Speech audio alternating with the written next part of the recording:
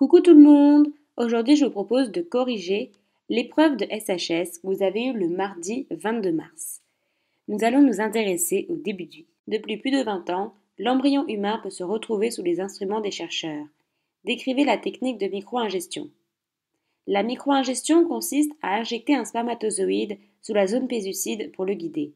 Attention, on n'injecte pas le spermatozoïde dans l'ovocyte lui-même. De plus, de nos jours, s'il y a traversé au niveau de la membrane cytoplasmique, il n'y aura plus de malformation. Quelles sont les conditions nécessaires à l'acquisition de la personnalité juridique? L'embryon peut cependant l'acquérir prématurément dans un cas particulier, lequel? Tous les êtres humains sont des personnes, droit à devenir une personnalité juridique. Attention cependant, l'embryon et le fœtus ne sont pas des personnalités juridiques. Les conditions nécessaires pour l'acquérir sont cumulatives. L'enfant doit être né vivant, ça exclut les morts-nés, et viable, il est capable de survivre. À la naissance, on a une déclaration obligatoire à l'état civil lorsqu'il y a présence de l'enfant à autrui ou découverte de l'enfant par autrui. L'enfant est sujet de droit dès sa naissance, par anticipation, uniquement pour les droits de succession ou de donation, l'enfant est simplement conçu et réputé pour ne pas le léser. De plus, il y a inscription au niveau de l'état civil, acte d'état civil qui est réservé à l'enfant qui a vécu, même s'il est mort au moment de la déclaration. De quelle manière évolue la place de l'enfant entre le modernisme et le postmodernisme?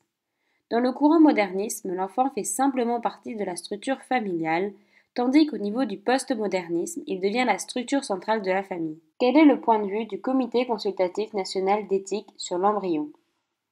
Le CCNE de 1984 définit l'embryon comme une personne potentielle.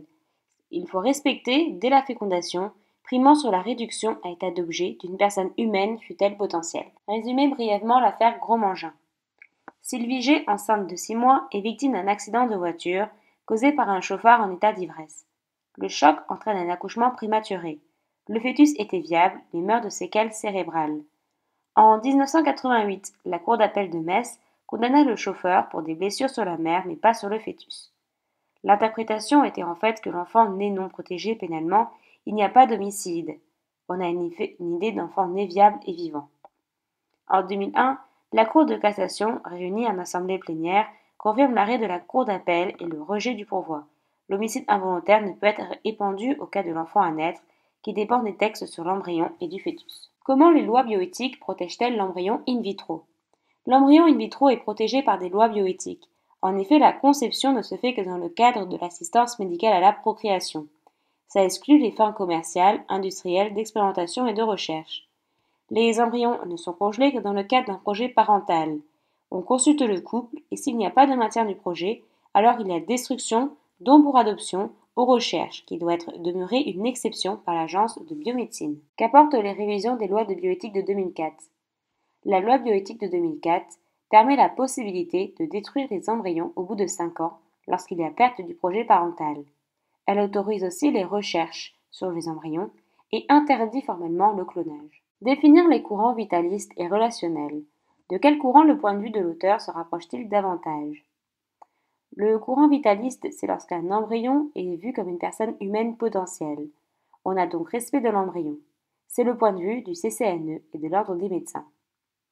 Le courant relationnel est défini par le projet parental.